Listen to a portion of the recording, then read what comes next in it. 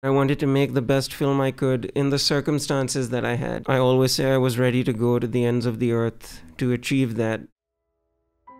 I got to go to Berklee College of Music on a full scholarship.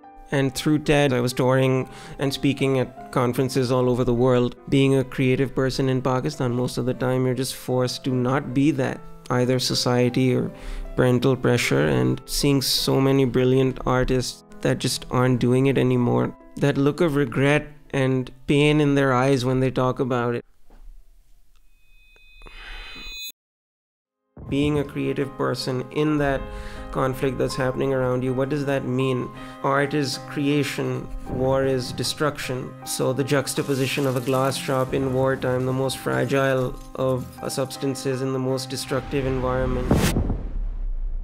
Animation was always the dream. When the opportunity came and embark on this journey, I had to take that plunge, because if I didn't do it then, I would die inside. Something just kept pulling me towards it.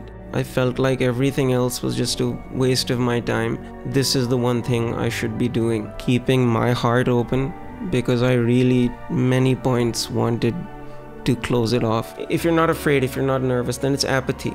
Courage is the fear and overcoming that fear and still moving forward. That was the hardest part about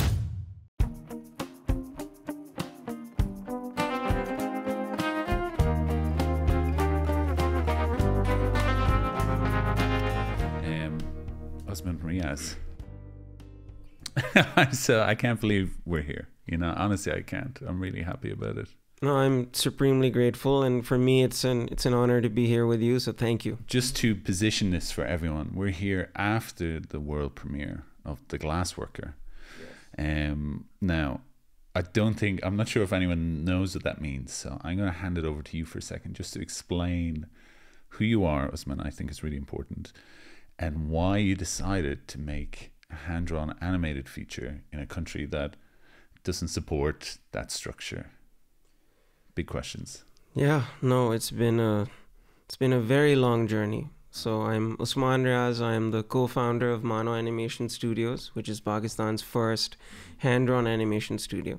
And I am the director, animator, and co-composer on The Glassworker, which is our debut feature film and my directorial debut for hand-drawn animation. I've directed 2 live-action short films before this.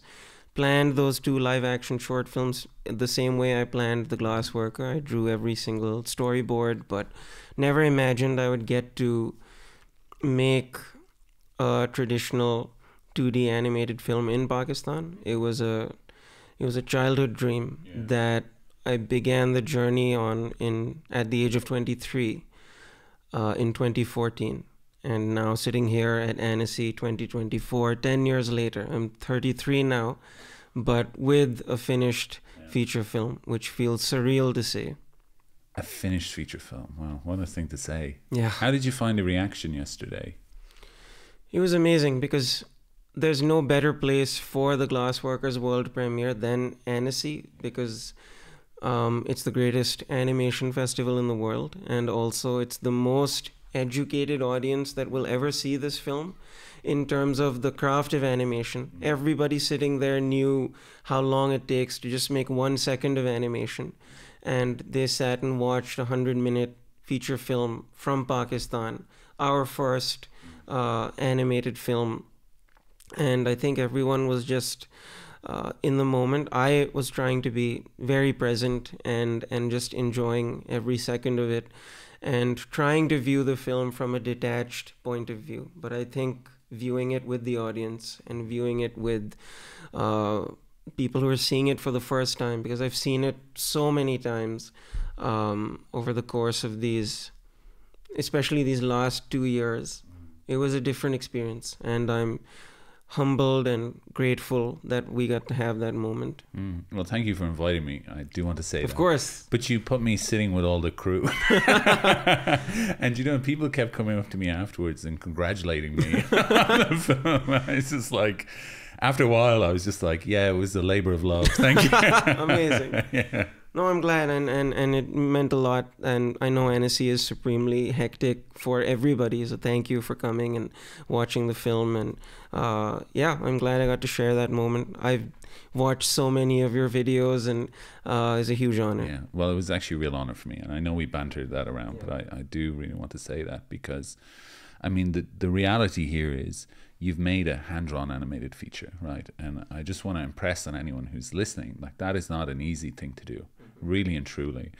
But the fact that you're able to backwards engineer from watching films you love, because there's DNA of what you love in this heavily, yes. Because that's how you figured out how to do it. You know, everyone who sees the promotional work, I think they would say it's very Ghibli inspired, but I think that's aesthetically, in terms of the characters, the volume of their clothes, very inspired by Miyazaki's hand. Yes. But there's also like colors, and you know, when he's sketching designs from the glasswork, that's very Makoto Shinkai. You know, you've got the story elements of someone like Mamoru Hosoda, that like tight energy when it comes around to family. And it's just like you're wearing your influences heavily on your sleeves there. Was that just because it's what you wanted to do, or you were just engineering it that way? Was it like a conscious thing? I'm very open and honest about my influences. Yeah. The films that I love are the reason I want to make movies. And I wanted to just take the things I love about those movies and create an amalgamation that is my own.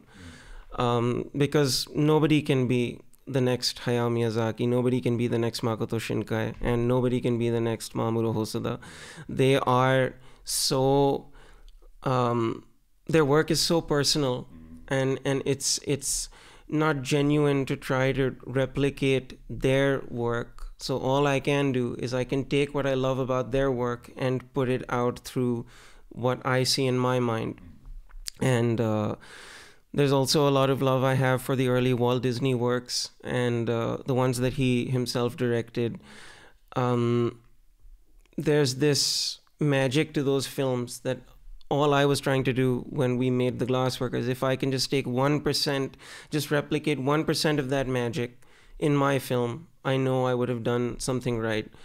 And that's all I try to do. And what I can do is be myself. So there were a lot of times in the cinema when we were watching it with the audience. It was a packed cinema, so I felt this more than ever. I felt very vulnerable while watching it, because it was like everybody who doesn't know me was getting a very intimate look at what I value and cherish, and what the things that are important to me in the film, and from an artistic viewpoint, but also from a very personal viewpoint. So that was a new feeling for me. But no, I wear my influences on my sleeve. I love those films, and they're the reason I want to do this as well. The storyboards are still not a complete picture. Yeah. They're very detailed drawings of what will be happening in the film, but it's still theoretical. You have to put it all together with the music, with the sound, with everything fully finished, the animation, the backgrounds. Once it's all together and cut sequentially, and when people watch that, that's when they really see the vision.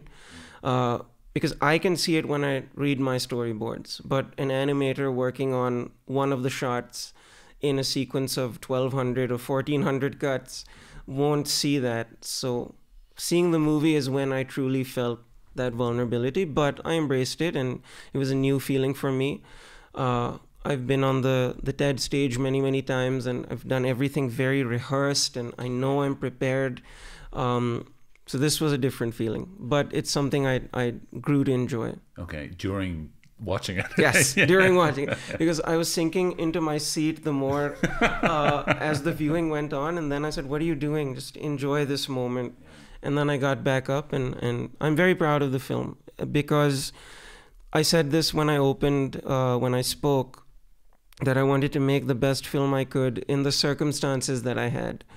And I always say I was ready to go to the ends of the earth to achieve that. And I feel like with this film, we did that. I don't think I could have pushed it more than what it was. And I'm very proud of the movie for what it is in this moment of time. You think hypothetically in the future you probably feel different about it, right? Because you'll see the thread of where this started and how it's gone on. I mean, it's hard to answer that actually because we're not there. No, but the thing I can draw parallels from is I released a lot of music and wrote a lot of music as a child as well, in my earlier drawings. But music is something I actually put out there, and that I was 19 years old. And when I look back on it now, I don't cringe when I hear it, because all I hear is that was where I was at age 19. And I don't think I could have done any better at age 19. I look at it like, if I made something like the work I produced at 19 now, then there's a problem, because I haven't grown and I haven't improved. But if I look at it just like a time capsule, that or a snapshot of where my skills and my artistic ideas were at the time, I'm able to just appreciate and enjoy it. So I'm hoping that happens for the Glassworker when I look back on it in 10 years, that this is the best we could have done in this moment of time. Given the circumstances, we gave it our best. Yeah. You were talking a bit about you being 19 there, and what jumped into my head is, you know, it's astounding for anyone to hear that you've run a hand-drawn animation studio in Pakistan, right? But you're up against a lot of cultural boundaries, and in terms of hiring staff, and we've talked about that before in a previous interview. Yeah. But I want to know from your perspective, you've dropped out of music college to make this, right? Yes. How did your parents react to that? They said not again. Because I dropped out of my arts college in Karachi, where I was studying illustration and graphic design. I dropped out of that to pursue TED, and through TED I went to Berklee College of Music, because I was touring and speaking at conferences all over the world. And I got to go to Berklee College of Music on a full scholarship, which was amazing. I'm very, very grateful. But then 2 years later, when the opportunity came to make a studio in Pakistan and embark on this journey, I had to take that plunge, because if I didn't do it then I would never have done it. So when I told my parents, I think I'm going to drop out of Berklee as well, my father was okay. My mother was just like, why are you doing this again? Just graduate, you have 2 years left. And something in me was just saying, I have to do this now. So I'm grateful they were understanding. And my parents have always been very supportive of my work, in the sense that they've never discouraged me. They've said, whatever you do, just do your best. And I come from a very artistic family. I've learned a lot from them, but also growing up, that was also a hindrance, because whenever you would do something, they would be like, this is good, but it's not as good as your uncle or your cousin. And I remember being 10 years old and thinking, but I'm 10 years old. Can you just cut me some slack here? But it lit a fire in me that, okay, I have to prove myself here. And if I can prove myself here, then I would have made it. And I remember just working really, really hard very early on in my teenage years to just get my family to like a piece of music or a painting I had made. But then I slowly began to realize that just do it for yourself. And that's when I really started making strides with my work, that it's not a competition. It's just how much can you push yourself. And that's when the thrill of it started coming. And like when I said, I liked the challenge of making the Glassworker, I did have a lot of fun, because it was constantly just pushing yourself. Can I do this? Finding the strength inside to push through. So I'm very grateful for this experience. In terms of like a growth mindset for your Yes. your personality, right? Both personality and just learning how to get better in the arts, in creativity. So just pushing yourself in all aspects. But I think you've always kind of had that, right? I mean, you're a TED fellow, and you've an incredible guitarist, a great musician as well. Thank you. I know it's but you are like, I've seen those videos of you playing. I can't remember like the style of guitaring that you do, but it's like totally fingers, you're playing up and down, Yeah. like Andy McKee or Mm-hmm. any of those brilliant artists. That's not easy, right? Yeah. But you can do that. You're also a really good public speaker. That's also not easy, right? But now you're a really good artist as well. Do you think all these things have been leading toward animation like the whole time, or are they just kind of feathers in your cap along the way? Animation was always the dream. Animated movies was always the dream. Growing up as a child, I would sit and just draw, and I remember pausing movies and studying how the animation was done. And when YouTube and everything came about, and people started uploading animation work on YouTube. I think it was 2006, 2005 it started. I would constantly search for things that people would put out, because you can pause and just go frame by frame and look at everything, and that was amazing. And my public speaking and music, all of that, I was able to refine and hone in because of the TED platform. One thing I'll never forget is the first TED coaching session that I had in 2012, where all the TED fellows were gathered, and one of their speaker coaches came and said, everybody at TED is talented. What separates you is how you present your work. So I'm going to teach you how to talk about work. That really opened my eyes up, and I was 20 years old at the time, so it broadened my mind so much that it's not just about putting in the work and the vision and the talent. It's also about how others perceive it, how you present it, and that adds to the entire journey. That adds to the experience itself.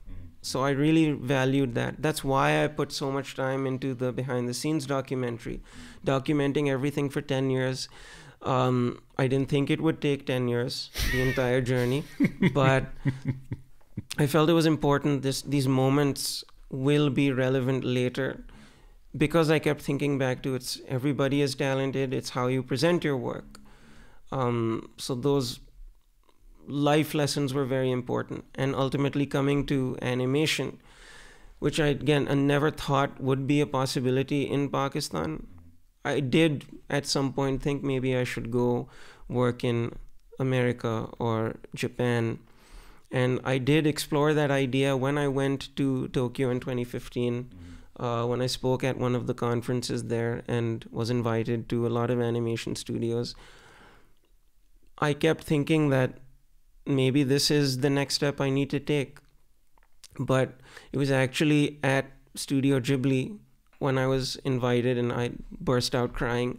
But after I saw everything, Shin Hashida was showing me around, and we sat down in the Ghibli cafeteria, and I showed him my very early storyboards, and he very kindly said, you're clearly talented and you can do this, but if you want to make this film, start your own studio. I'm paraphrasing it, but he said something along those lines. And like, I look back on it now, maybe he was just trying to get rid of me at the time, but I took that advice to heart. And I think it was much more worthwhile starting our own studio and building on everything that I had picked up along the way and applying it at Mono Animation Studios. You talked before about an opportunity presenting itself that pulled you out of college. What did that look like? I remember I was staying up. We had already started pre-production on the pilot for the Glassworker. So the Kickstarter pilot. Yeah. We had raised the money. We had raised $116,000 to make, at the time, what I thought would be 8 minutes of animation. That turns out, no, it was just 5.5 to 6 minutes, to create like a prelude to what I envisioned the Glassworker can be working in Pakistan. And I was going to classes in the day at Berklee, and then staying up pretty much all night working with the team in Pakistan.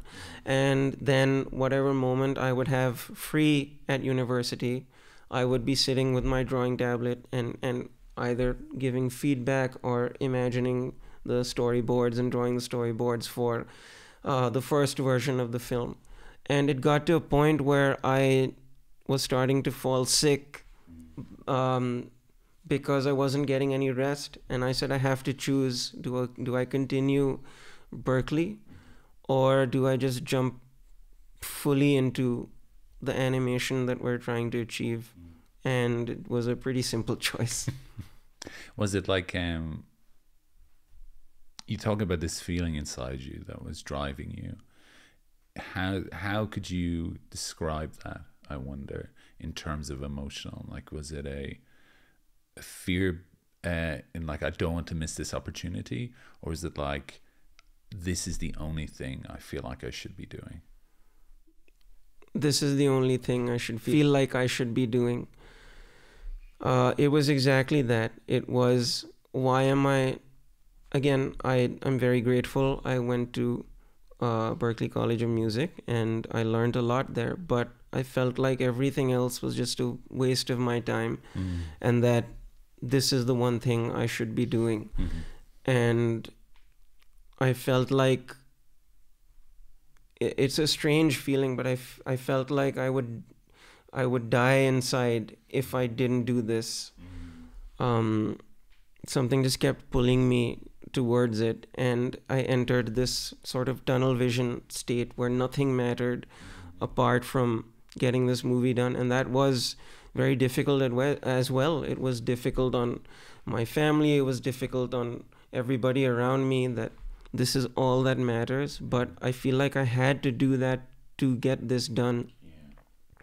It's hard, right? It's hard to make that decision because you're sacrificing social elements of your life, right, that are necessary for survival. But at the same time, this is an idea, and I'm not sure if we've spoken about it yet in the past, but this kind of sense of creativity where there's something in humans that we just need to create, and when we latch onto that, it's like the true life begins, if that makes sense.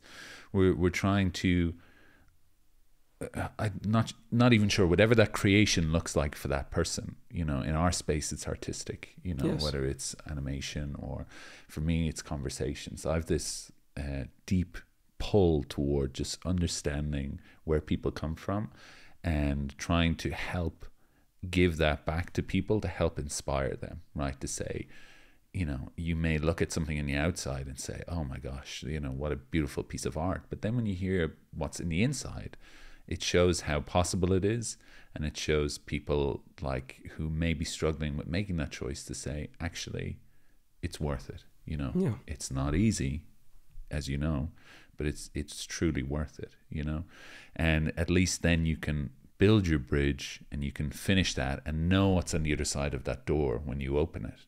Because it's, for me, I always visualize it as a door you need to open, but with that comes a lot of pain, a lot of sorrow. There's so much like immediately, but then it kind of levels itself out.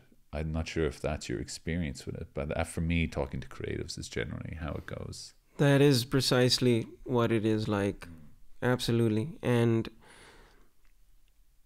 you know, everyone, I completely agree that you don't know how difficult it is till you actually take that plunge yourself. And I'm grateful that going into this, because I had studied so many of my heroes and their journeys, they all talked about how challenging and difficult it is. So that it really does help. It helps prepare you mentally that what you're about to do is not going to be easy. And having said that, you don't know till you experience it. You don't. The only thing you can do is prepare, and then when you're in the thick of it, then it's just your wits that keep you going. And for me, it was just pure stubbornness going through this entire journey. Everybody was saying early on that you're crazy for trying to do something like this, and especially in Pakistan. And the only thing I kept thinking is, why? Why are we limiting ourselves to the fact that it's not possible? when just because nobody has done it before doesn't mean we can't. Nobody has done it yet, is how I kept telling myself, or how I motivated myself going forward. Not that nobody has done it because it's impossible. It's just it hasn't happened yet. So we can be potentially the first to do it. And then it might become supremely easy for people later if this film does well. And like I said when I spoke at the premiere, that will a thriving film and animation industry in Pakistan exist? Time will tell. Will I be very jealous of them when they do have it much easier? Yes, I will be. But it is a plunge that, you take, and you understand how difficult it is only when you're going through it. My dad used to say, if you're between two things, like a dry land or a boat, you won't know until you step onto one fully, that it's the right place for you. And I always found great, he only told me that like 2 years ago. But that's amazing. It's good advice. It's very good advice. And I put a lot through that filter of being like, I won't know until I try it. And it's kind of, I always find it like this is a separate side point, but it seems to be like the limitation of humanity is we can learn from what people have done before, because everything that's happened to every human ever has been written down. You know, the whole experience is mapped out. But we as individuals will never really know what it's like until we actually gain the experience ourselves. You know, we can read all the books in the world, but it's not until the emotion sets in and you've got some kind of experiential thing that I think you truly learn from it. And that's where, you know, even though I love films, it's not until I've had similar life experiences that I'm able to connect to it deeply. And if we think about that in terms of something like The Glassworker, because you've positioned it in kind of a proto influenced Pakistan world, right? In terms of artistic, how they're constantly having, you know, those round sweets, the gulab jamun, and that's all they want to have all the time. You know, that's all very specific to your culture. But at the same time, it does have that Japanese design flair. But because the voices are so British, it also feels British. So it's this kind of interesting mix. But underlying all that is like this simple love story, first love, right? And that makes it so much easier to connect to something that complicated, because it is a complicated story, really, within that simplicity, you know? And you guys, I was so worried. I never said this to you at all, right? But when I first watched the promotional work, I was like, okay, this feels so romantic, like in a romantic setting. I know you have the war also displayed, but the music, everything is so romantic. I hope it doesn't fall completely that way. And boy, it didn't at all. It does not pull its punches. There was bits where I was like, oh my God. I don't want to spoil it for anyone watching, but what's the general, I don't have a question here, I'm just talking. What's in regards to the general release of this? What's the plan for putting it out? Like, so I was just so focused on premiering it here at Annecy, I'd forgotten that we're releasing the film in Pakistan July 26th. So as soon as we get done with the festival, Khizer, Mariam and I have to go back and plan how that release is going to happen. But we're working with Charades. Charades is our sales agent, and very, very grateful to be working with Johan and his team. And they are currently working on the deals that will hopefully get the film into territories where international audiences will be able to see it. So I'm just biting my nails and waiting for those announcements, and we'll see what happens. But the film takes on a life of its own, and that's what I'm coming to terms with now, that once it's out there, it won't just be mine, it'll be everybody who watches it. So that's something I'm excited and nervous to experience, because I've just kept it to myself for so long, and just tweaking and adjusting and improving whatever I can, knowing that I'll never be able to do that. That's when I bring up the mentality I was talking about earlier, that in this moment in time, this is what the film is, and this is the best it could be. And whatever I learn and whatever I want to improve, I can hopefully apply to the next project. Yeah. Let's talk a little bit about story development then, because you talked about presentation in terms of TED, right? How something is good, it's packaged. Surely that idea of how to present something must have fed into the story. Yes. How did that plan out? Like, well, let's say in a very technical sense, let's kind of stay story technical, even though I know it's emotional. How does that like lay out for you, where it's like, I know I want to tell a story, but what's the most impactful way to tell that, right? So these are all things I was thinking about while we were developing the story. The technical angle of whether to make the film a linear story or not. And the way I simplified it, the film is told in a series of flashbacks, but it's still a very linear sequence of events. So you have your present day timeline going, which is Vincent and his father preparing for their glass exhibition, and then the other timeline going for the past with Vincent and Elise's relationship and what happened there. And the good thing about having those two parallel timelines going is that I could just visit certain key moments in their relationship or in Vincent's life and just show exactly what the character is going through.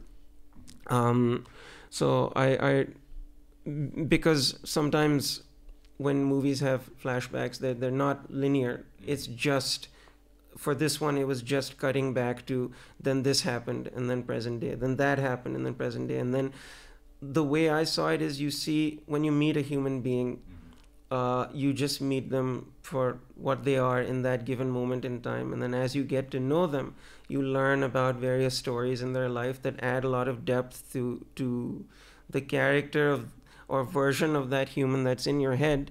So for Vincent, I tried to do that, which is that you see him in the beginning as this accomplished glassblower who is running their shop, and then you keep revisiting him and finding out more about his past, and then hopefully the Vincent you see in the end, which is in the same day as when you saw him in the beginning of the movie. You see all the depth and experience that he's gone through, and hopefully the depth to his character. In terms of the technical presentation, that's what I was thinking about. And Elise's letter was the perfect way to visit their relationship, and also Vincent to explore just himself, and we get to go into his mind. But that's the technical way how I rationalized the format of the movie. When I was drawing it, I didn't think about any of this. Okay. You'd laid out the story at that stage, and you were just going through drawing the emotions, right? Yeah. So now, when I said earlier that there's only like one Hayao Miyazaki, he famously doesn't even write his scripts. He just draws the movie the way he sees it. And I love in documentaries where he's just sitting there, I think it was 10 Years with Miyazaki, where he's just struggling to find the ending for Ponyo. I didn't have that luxury, nor do I want that. I had a script and I adhered to the script as much as I could. The good thing is, once I had that foundation, I could deviate from it and then come back to what the story foundation was. So I really enjoyed that. And because we had done all of the technical thinking prior to actually drawing the storyboards, the foundation was solid, so I could just kind of read it and close my eyes and see the movie in my head and then draw more storyboards. And I enjoyed that process very much. And it was very peaceful because I was in a corner of the studio. I had a stopwatch with me, and I would just draw frames and then time them and see the movie in my head and see multiple versions of it. Like, the characters can do this now, will that be interesting? No. And then think of something else and then draw that and keep moving forward. I really enjoyed the storyboarding process. I think in terms of everything, that was my favorite part about the movie, because that's when it's coming together and you're seeing what's in your mind's eye on the page. And I followed the Japanese approach to how the film is made, with my storyboard papers and sheets and writing my notes and dialogues and planning every single frame. And Uh, there's a technical approach to it as well, where you can plan for the multiple planes of animation and what you want happening when the camera pans or moves, and how the different layers will affect the parallax of the shot. I planned a lot of the keyframes as well, and because the team was so inexperienced, I felt like I had to draw in great detail so that I could explain to every department, whether it was a background being painted or some of the character animation being done, what the character will move like, what key poses I want them to hit. Sometimes the shots turned out exactly the way I wanted. Sometimes they were not what I wanted at all, but good enough. And sometimes the animators who I worked with came up with something so lovely that I was like, we have to do this instead. My shots, I obviously sat and made them exactly the way I wanted. And sometimes there would be accidents that would make it either better or worse, but it has to keep moving forward. I just love the craft. I loved sitting there and just building this movie step by step. But that couldn't have happened without all of the planning we did prior, so that I could have this free-flowing storyboarding and animating session on it. So it's a mixture of the technical and the creative. The storyboarding, or you mean the whole process? Just the whole process. Yeah. Like, we did a lot of planning and then execution, and there was freedom in that execution because of the planning. You guys have to, for the freedom in that execution, you need to be pretty locked tight in terms of your budgets and what you can do at that Yes. stage, right? So had that all been mapped and planned out totally at that stage? Because I know you, at some points, you're still looking for financiers, you know, you're still kind of chasing around bits and pieces. But is the core of the work locked, budgeted, done? And then if more money comes on board, that's for extra things kind of stuff. Definitely. That is what we set out with. We had the budget in mind for what is technically achievable for us, and we had the timeline in mind. As we kept working, obviously some things shifted around, but the goal was always to complete within these certain number of years. And then when charades came on board, we had an exact month to it rather than like, okay, by this quarter we should finish. So it was all working towards that goal of completion.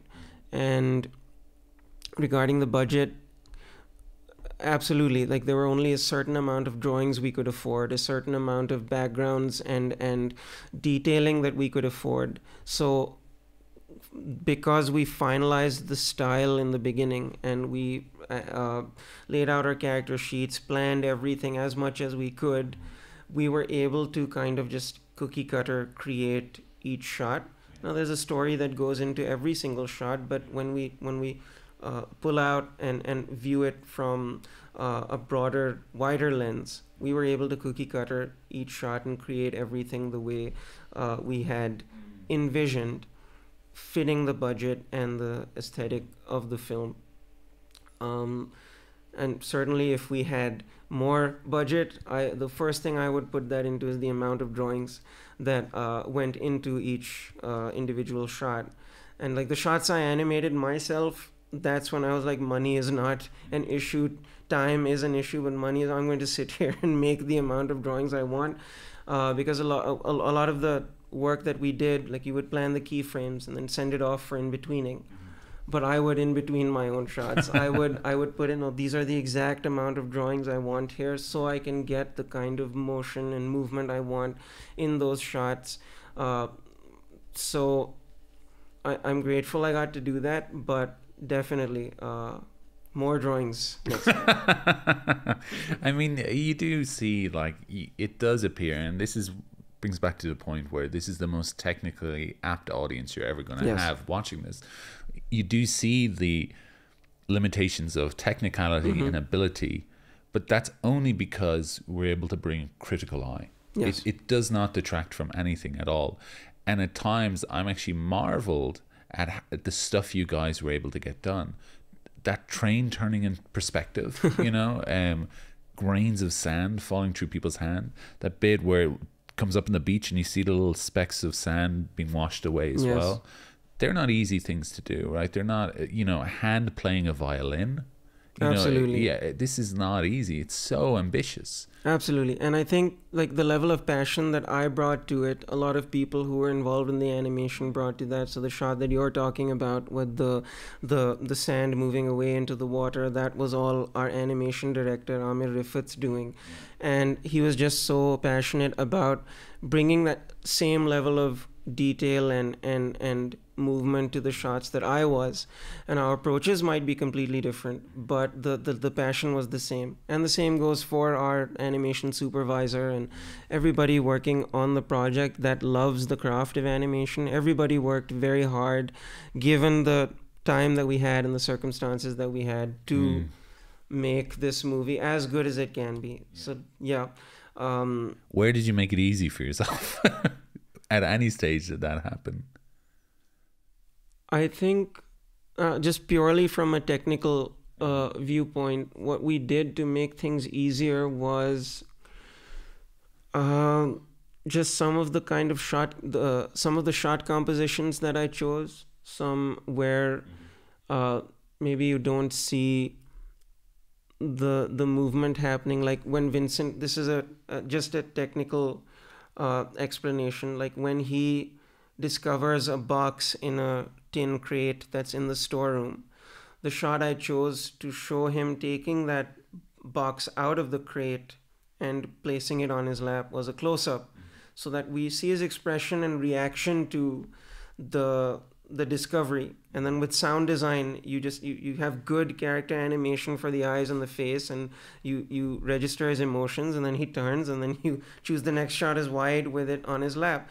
And through sound design you can fill in the blanks. Like that's where I tried to make things easier, that I can get into the technicalities of how he will lift everything out and place it on his lap, and I just thought it wasn't important in that moment, and it's a good shortcut to keep moving forward and progress the story. But then there are moments where I chose a mailman coming and pulling a leather bag out and animating all the physics on that just because I wanted to. So again, given the circumstances, I'm very proud of what we were able to achieve. And the way I rationalize that with myself as well is I love Nintendo, and the aesthetic of a game like Super Mario 64. I mean, sure, now it doesn't look as amazing as what they're doing then, but they had such good art direction that they just made the blockiness part of their aesthetic. When you have great art direction, everything can just you can do the suspension of disbelief while you're watching the movie and just accept the world the way it is. Same for video games. Like the early Nintendo 64 games like Ocarina of Time and Mario 64, where they hadn't quite figured out what to do with the 3D environments, but because their art direction is so solid, those games still look great today. Games like the Persona series, where they have a very defined aesthetic and art direction, that they're not photorealistic, nor do they look as complicated as other video games that Japanese developers make, but it's just the aesthetic that is so identifiable, and the world so beautifully imagined that the mind accepts it. So with the Glassworker, that's how I rationalize that. If we have solid art direction, and if the aesthetic is maintained throughout, then people will just accept it and be sucked into the world. That's really interesting. It's funny where influence comes from, right? It's really like everything you love is just poured onto this film. Absolutely. Yeah. But you'd think that something like, the reason why I ask about making things easier for yourself, when I think about someone like, the guys in Cartoon Saloon, their character design was more, even though there's beautiful aesthetic, a lot of that was also budget wise, where they're going to have animators at loads of different levels, like very good and more junior, to be able to handle that. And it can go through their hands and not feel different, but also it's just quicker to animate, less detail, right? But you threw in lots of detail. You know, you've got hair on characters' faces. You know, you also have characters growing up over a series of years. Yes. So you're constantly changing their design. So it's kind of hard for an animator to get the grasp of something when they're animated kids to teenagers to adults. Like, that's big stage differences as well. Like, it's a very, very difficult thing to do. So that's why I'm always just amazed at you guys, because it doesn't seem like you gave yourselves many shortcuts in doing this, but that stands to the strength of the movie as well, right? No, you're absolutely right. And I think Cartoon Saloon, their art direction and aesthetic is just so vibrant and beautiful. And because of the simpler character designs, they're able to put more drawings in. And the movement is extremely fluid throughout all their movies. What Japanese animation does is they focus on poses rather than movement. They have very defined poses that the characters go from, so the keyframe animation looks very different compared to Western animation. I think that choosing that sort of an aesthetic played in our favor, because okay, if we don't have the budget to put so many drawings in the film, what can we do to still make it aesthetically pleasing? And that was a call I took early on, where okay, we're going to focus on making the majority of the drawings as good as they can be, put a little bit more detail into them, and focus on hitting good poses that create interesting silhouettes, that make the composition of the shots interesting, and just the film a hopefully pleasant viewing experience. So it was a technical limitation that brought that about, actually. Okay, that's amazing as well. Then it's funny how these choices come about, isn't it, in terms of that? Because you don't necessarily feel that. I know you're saying next time more drawings. You want characters more fluid, walking across the camera and stuff. That's in terms of developing the world, right? You know, you've got background characters and stuff. Your world definitely felt very populated. You've got these market scenes, and you've got characters living in their lives. And you've got some really beautiful background characters as well. Very well designed for a very short period that they're in the film as well. Is that an area you'd like to focus on next time as well, to fill that out more? Or? I think so first of all, our character design team worked extremely hard. I know I detailed the storyboards and did all of that work, but it was an added layer of detail that everybody had to add. Yeah. So I'm very, very grateful to everybody who did that. But I think the focus on the primary characters in the again, the type of animation style that we chose for the Glassworker, and then keeping the backgrounds and background characters a little more impressionistic, not really moving constantly. That there's a charm to that, because that's in a lot of the films I grew up watching, and I always loved that about it, that the world is still behind, but the primary characters are the ones moving in front. And that's an aesthetic that even now, like obviously directors like Makoto Shinkai, Mamoru Hosoda, and Studio Ghibli, Hayao Miyazaki still do. I think that's just a choice that they make, that it's not necessary. Those details aren't necessary. The sound design kind of fills in those gaps, and we're really focused on our characters, where the action is happening. But then you also have Mamoru Hosoda films where he has a tremendous amount of CG extras in the back that are constantly moving throughout. So I don't know. I guess the type of project that we choose to do next would determine the direction we go in. I think it made sense for this film. Well, you're so protagonist focused, right, as opposed to world building focused. Even though there's great world building in this as well, you know, but you found a story reason for everything, you know, which is very, very smart to do as well, and how everything ties together. But you have fun with it, like, you know, the general parachuting in home.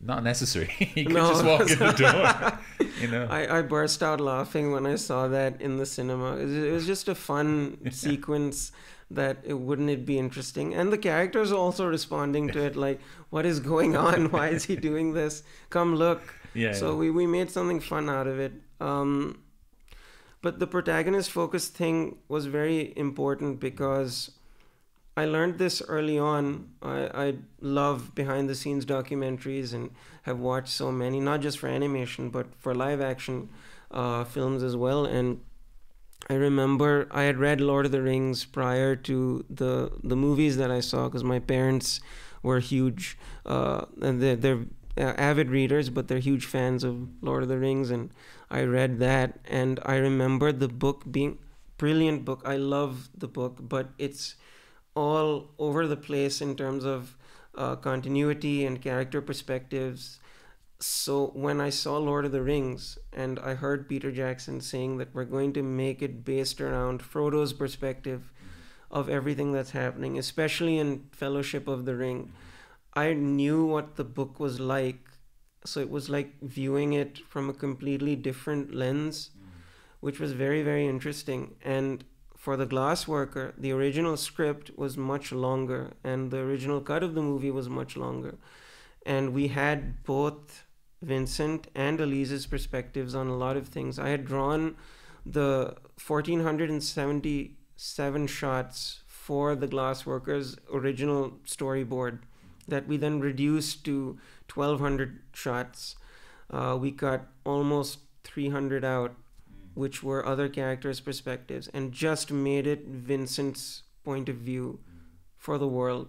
And when we were working with the editor, that's what I revisited, where I was like, I remember they did this for Lord of the Rings.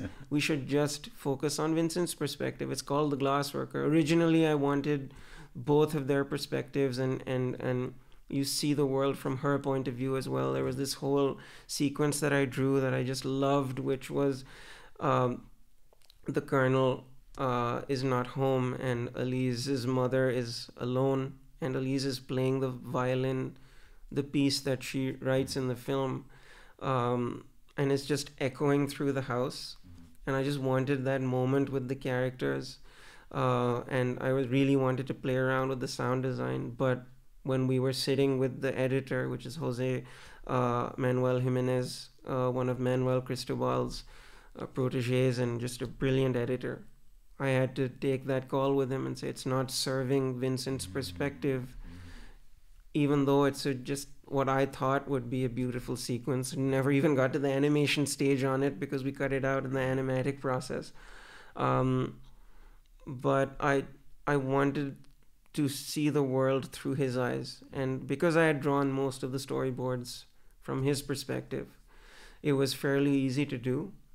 But it's important to be, for everything to happen in the story through the characters. But you know, that plays into something that you love and you adore, which is a sense of mystery. Yes. You're all about mystery. Yes. And, that then allows someone to just put their own idea of what Elise is going through rather than giving away everything, right? That's Definitely. really the strength of a story, is to leave gaps for the audience. You Definitely. really are respecting them in that sense. Yes, I completely agree. And I mean, it's that, again, I'll go back to video games where Link from The Legend of Zelda is the silent protagonist. Silent, but I love that because he can embody whatever I want him to embody. And I love it when movies don't explain everything. I don't enjoy expositionary dialogue where every motivation of every character is explained, and I think it's so much more powerful to be silent.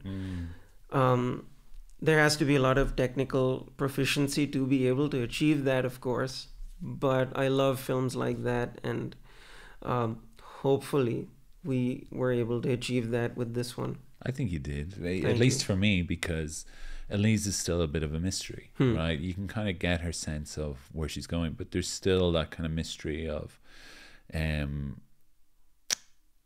you've given enough that you kind of understand who she is and what she's about and how boisterous and stubborn she can be, right?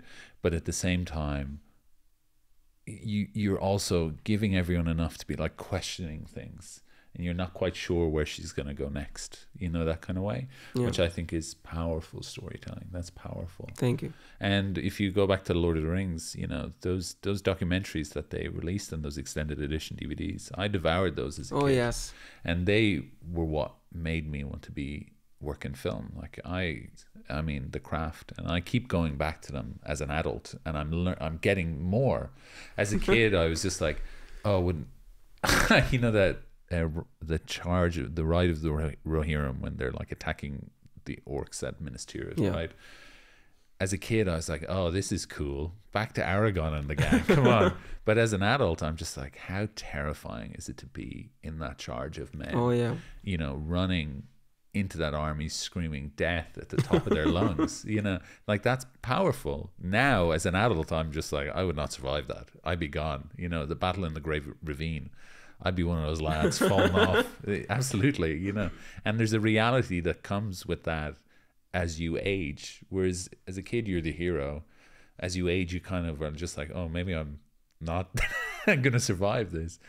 But with you guys in the Glassworker, you showed that as well. You know, you have loads of characters, but when you get to these battle scenes, it becomes real. Like it really starts punching you in the gut. And that's respecting humanity, I think, in something like this. First of all, I just want to say that the Lord of the Rings behind the scenes featurettes on the extended editions is exactly what made me also want to just be a part of this magical world. Because when you love the film so much, but then you see the experience of making it, and they documented everything. They had footage of the hobbits just sitting there in their trailer with their wigs and feet being glued on, and everything. You felt like you were a part of the team, and I really loved that. George Lucas also did that with episode 1, the making of featurettes on the DVD for Phantom Menace, and that was when like DVDs were just coming, and all of a sudden you had access to how the movie was made. I devoured those as well, and that's also the motivation for me to make the behind the scenes documentary for the Glassworker, because I was like, how can we not do it? I love those documentaries. And you see the camaraderie they had while making the film.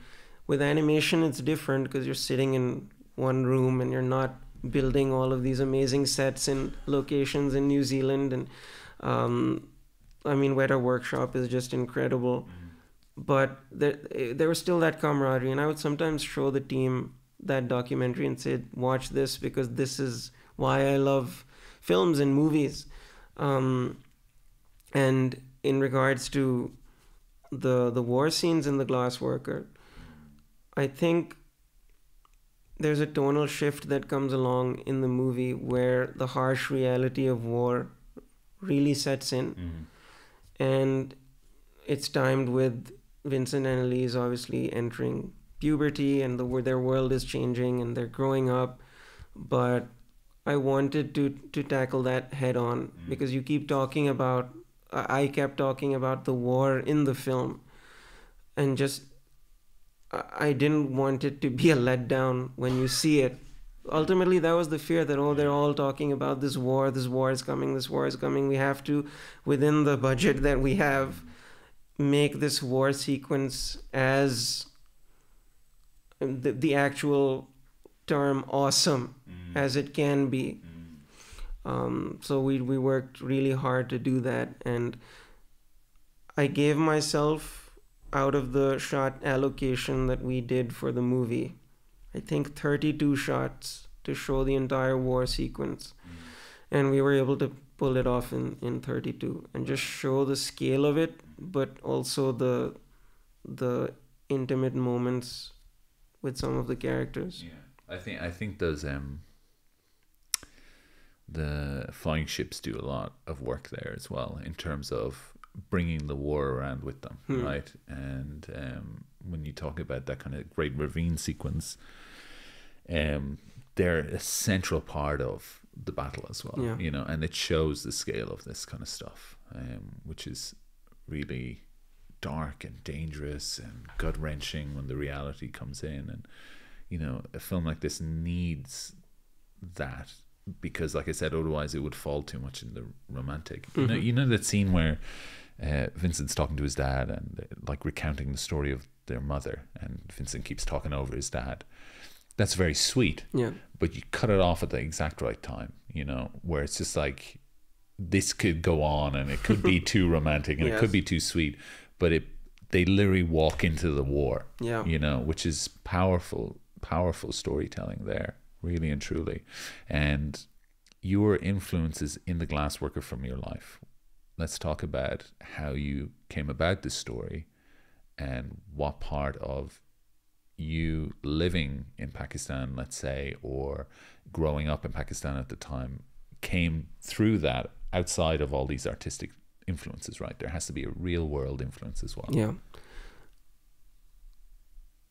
So the original intent for the story was just to kind of capture the feelings I had growing up in a country like Pakistan, being a creative person, where you're growing up around a lot of conflict. The world changed after 9/11.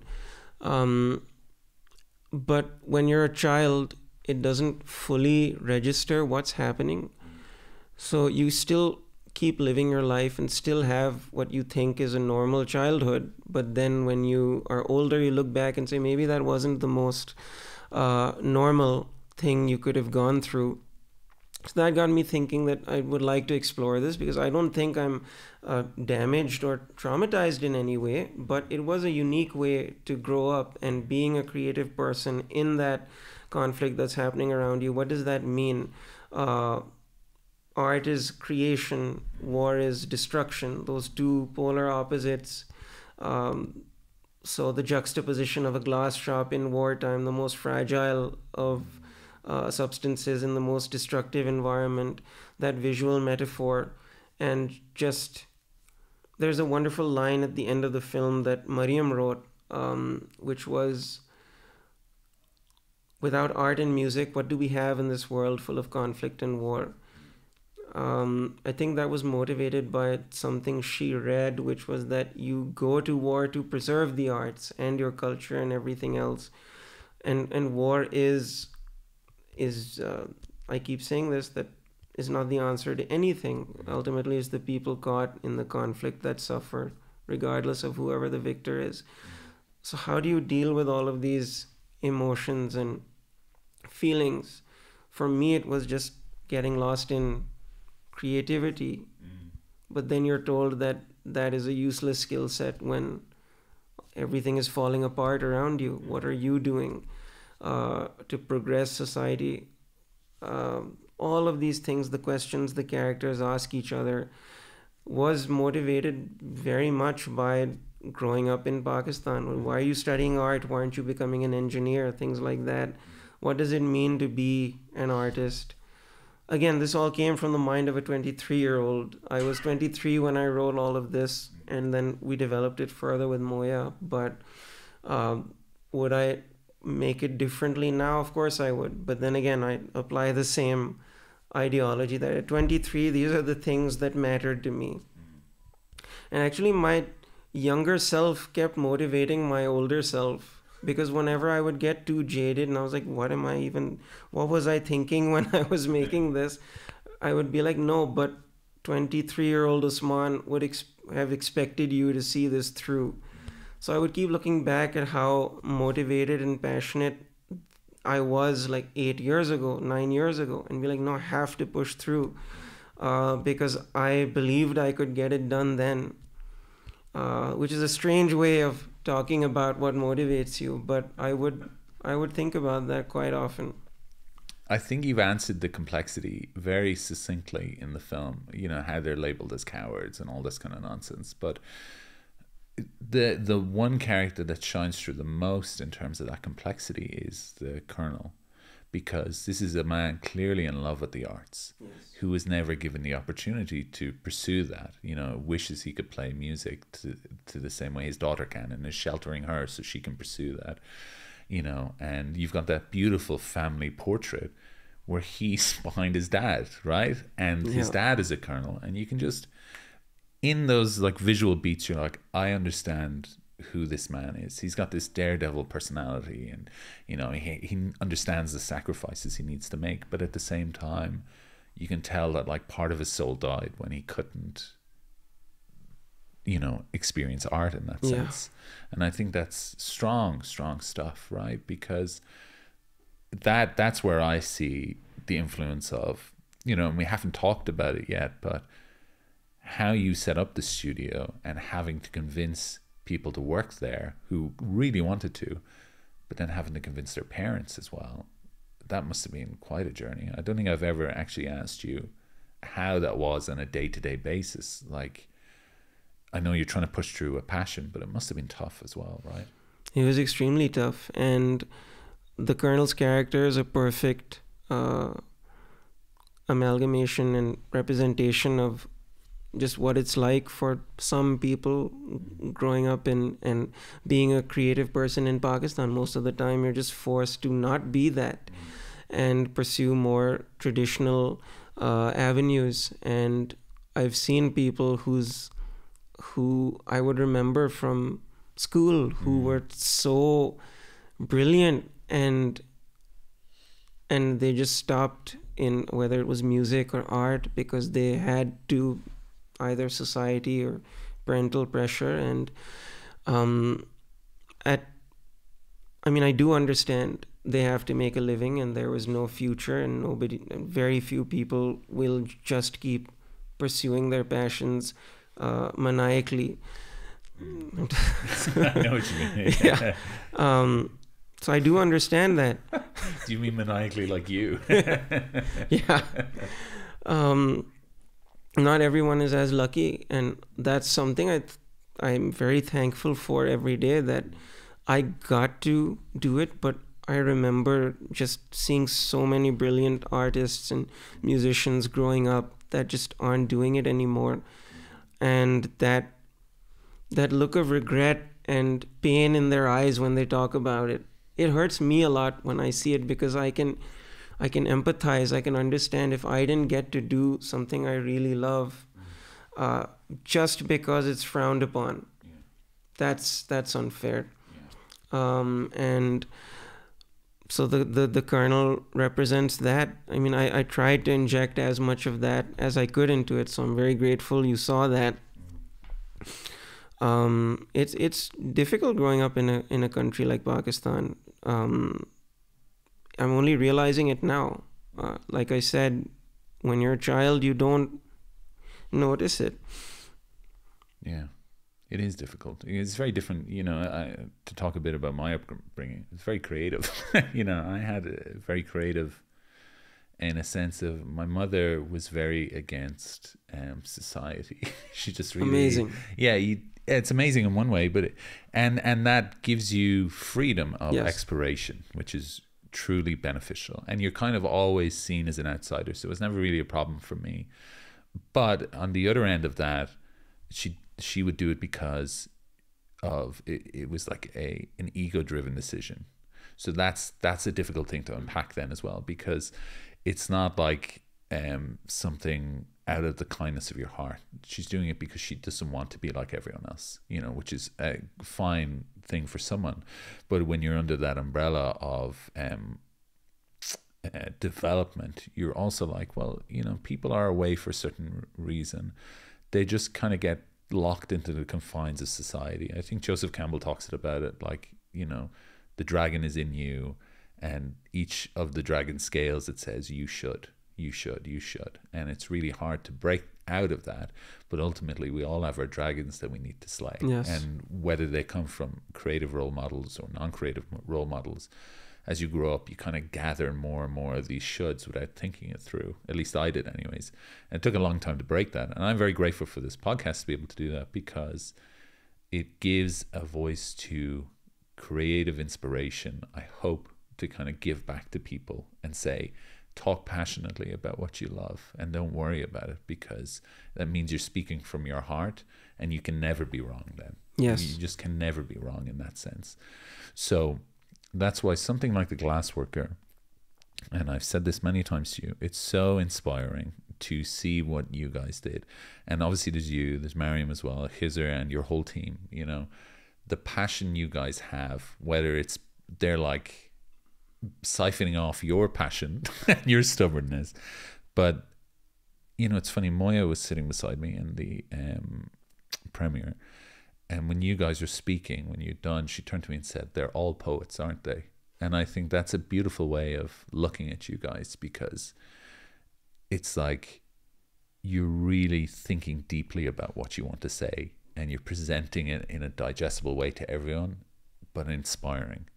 And that's why it was always such an honor to sit down and talk to you. Even today, I'm so grateful for this. And I really hope someone who's sitting in your position at 23 kind of gets to see this and says, that was tough, but worth it. Yes.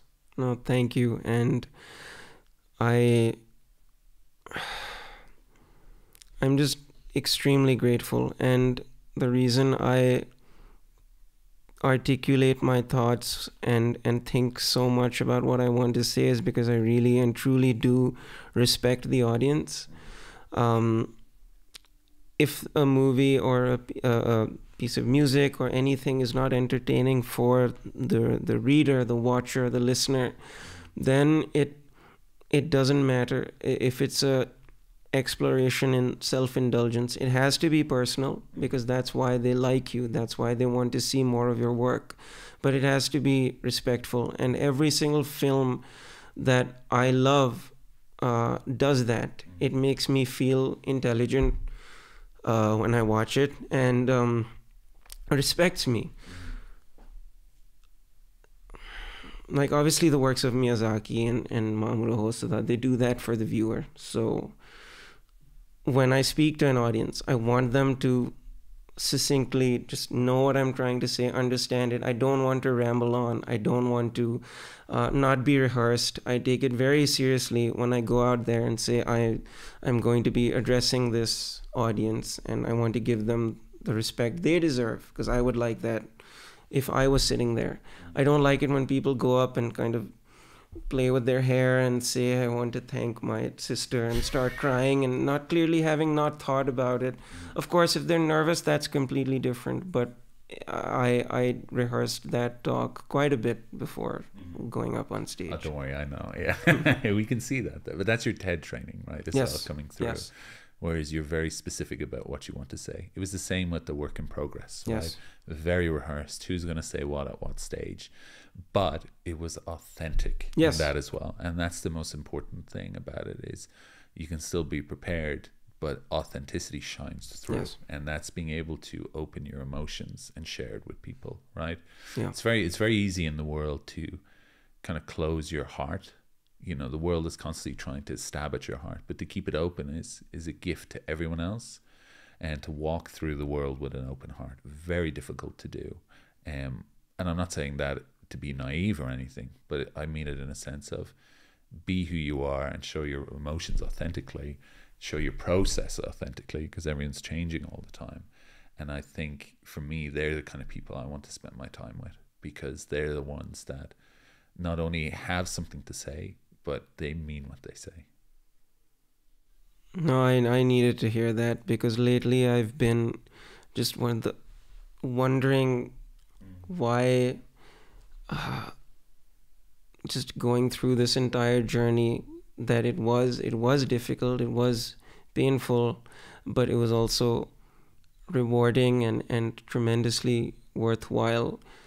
That was the hardest part about making this, just keeping my heart open, because I really many points wanted to close it off, because when I said early on that I felt vulnerable while watching the movie, that's what I meant, that it's me just exposed and open, and anyone can just destroy that feeling.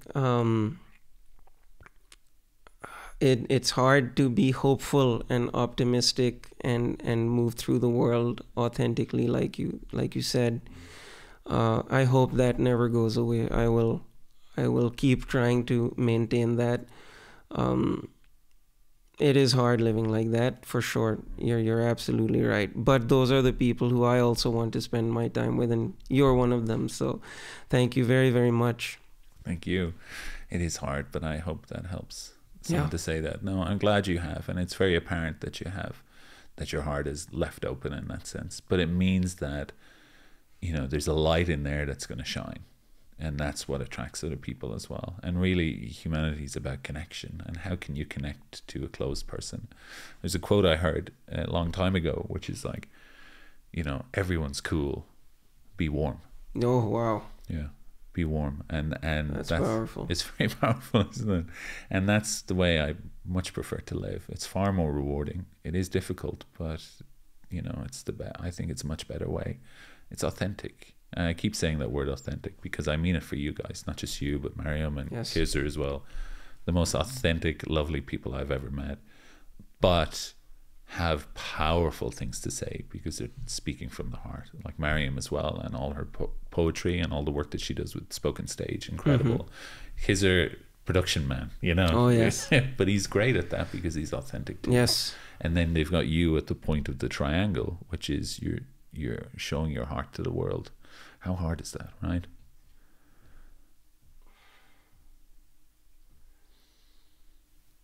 I think courage is when you're afraid, but you still move forward. So I would like to look at it like I'm always scared. I am always scared. I hate being vulnerable. I hate people looking at me and analyzing and trying to break down everything. And then also trying to just shut that light that you're talking about, the optimism that like, oh, this can be done in Pakistan, and then just constantly stomping on it and saying, no, it can't. But I think I'd like to think that I overcome that and I keep trying to move forward. And that's where the courage part comes in, because if you're not feeling anything and you just have nothing but, if you're not afraid, if you're not nervous, then it's apathy. Courage is the fear and overcoming that fear and still moving forward. Yeah, wow. I hope that helps some people. But I can, you know, in all honesty, I can say you definitely have done that, truly. And that's like when I first heard your guys' story, it was the hopeful optimism in me. It's just like they're going through tough stuff, but they're getting through it, right? And now you've released the film and it doesn't belong to you anymore. Your heart is out in the world, but the person who you are now will be shown in the next one, you know. Yes. And well, hopefully the next one. Yes, God willing. Yeah, God willing, inshallah, you know. Inshallah, absolutely. And thank you so much for your time, Usman. Thank you so much for your time, and thank you for just setting me right with the things you've said. And everyone is cool, be warm. I love that. I will write that down. Well, you are cool as well. But thank you so much. Thank you. Thank you very much. Okay, let me get